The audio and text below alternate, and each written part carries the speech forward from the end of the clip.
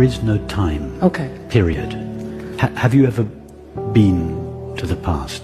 It's all or the future? Thought. Past is thought. No. You think of the past, but you think of the past now.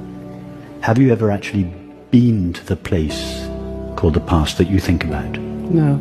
It's not possible. Nobody's ever been there. It's a belief. It's just a belief that we all take for granted.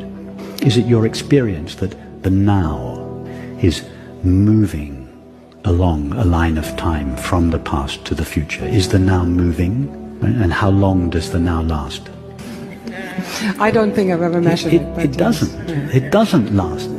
The now doesn't last in time. There is no time for the now to last in. Now is not a moment sandwiched between these two vast spaces. There is no vast space either side of the now. The now is not a moment. These are New Age ideas. They have nothing to do with truth or reality. The now is not a moment. Now is eternity. The ever-present, not the everlasting. But when that now is filtered through the limitations of the mind, it appears as time. Okay. The mind is like a prism which refracts the now, which has no dimensions, into a single dimension of time. Where does creation fit into the whole aspect of non-duality? All there is consciousness. How does creation come about? If that which truly is infinite, indivisible, and formless, how do we account for all of this? And this is exactly the mechanism that takes place when you have a dream at night. Imagine that you fall asleep at home here in New York. You dream that you're walking on the streets of London. You dream the streets of London within your own mind, but you don't view the streets of London from your bed here in New York. In order to view the dreamed world, your own mind not only creates or imagines the streets of London within itself, it localizes itself on the streets of London within its own imagination. Manifestation is the interface between infinite consciousness and the finite mind that it seems to become. When you have a dream at night, no real streets of London are created. It's just an appearance of the reality of your finite mind. There's no real universe there, as it is normally conceived. There's no real person or separate other. These are appearances. Space-time, the sun and the moon, physical objects, everything that we see inside of space and time is just our visualization tool. The reality we're interacting with is nothing like the visualization tool. It's nothing like space and time. We've made the rookie mistake of assuming that our headset, VR, our visualization tool, is the final reality. It's just a rookie mistake. It's like someone who's played Grand Theft Auto so long, they have no idea there's a reality besides Grand Theft Auto. We're like that right now.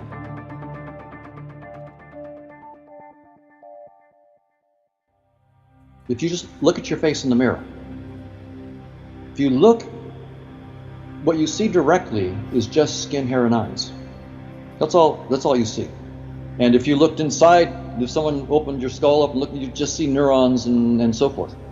But what you know firsthand that you cannot see is your hopes, your dreams, your aspirations, your love of music, your mood.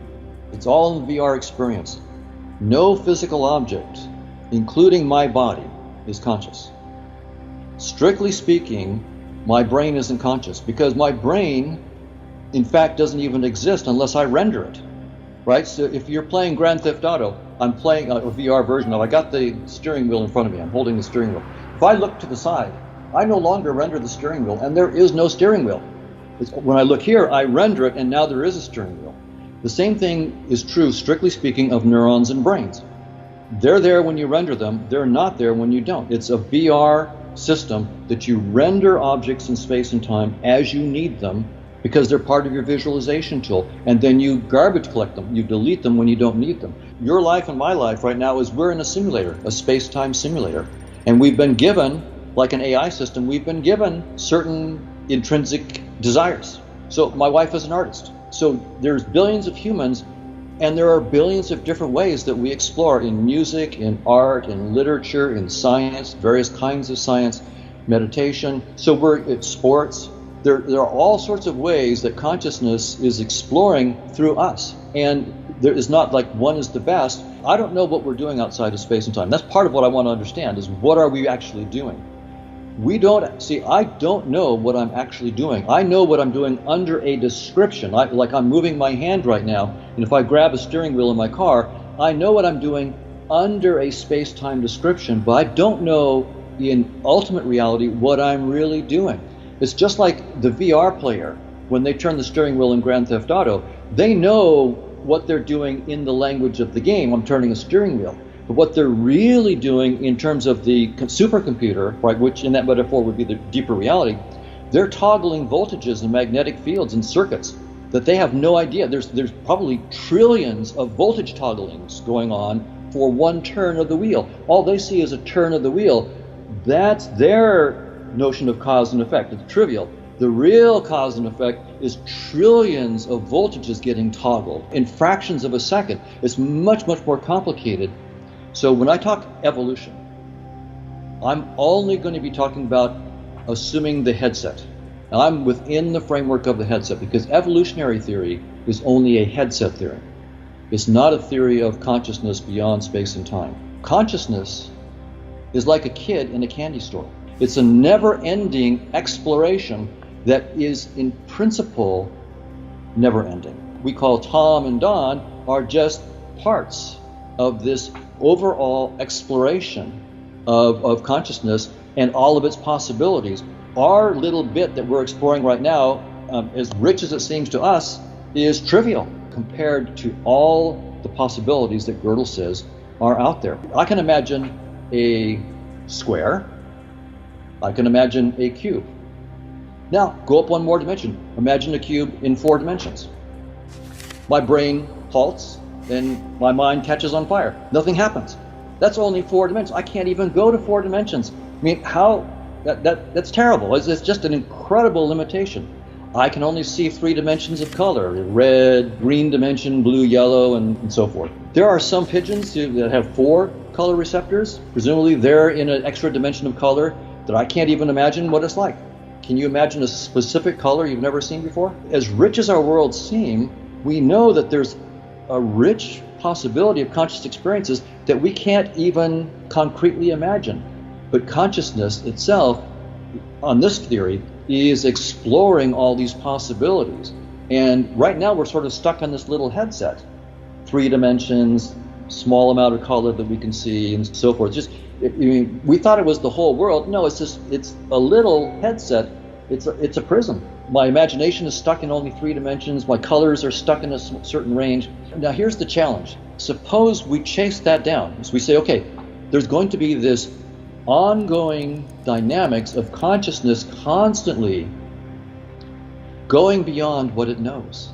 But there's going to be a dark side to it, because going into the unknown means letting go of what you know. And that can be terrifying, where literally you don't have concepts. All of your current concepts are inadequate. For those who meditate, I mean, when you go into silence, it's both healing and terrifying, right? If you really let go of all thoughts and go into the void, it can be scary. Like you want to go back into, you grab back onto it's a life jacket, right? You grab onto your teddy bear, your thoughts. How would consciousness precisely, this vast social network, project mathematically into space-time? Clearly there's a projection. I'm interacting with Tom's consciousness. I'm not seeing that consciousness. I'm seeing skin, hair, and eyes. I'm seeing a space-time projection. I'm not actually seeing your emotions. I'm not seeing your mood. But I am genuinely interacting with your experiences. It's a genuine interaction. And so there is a projection from this conscious realm into space-time. We can take what we understand in the headset and pull it backwards. If we can project from consciousness to the headset, then we can try at least to go from the headset and pull backwards. It's a fallible enterprise, but it may help us to open our minds to the possibilities for deeper theories of what's going on outside the headset. So the reason I'm doing this is because I can't even imagine a specific color that I've never seen before. I can't imagine in 4 dimensions. In other words, I take it as a given that I'm deeply, deeply limited in my imagination. And I need all the tools I can get to help me step outside of my headset and try to guess the unfathomable outside of there.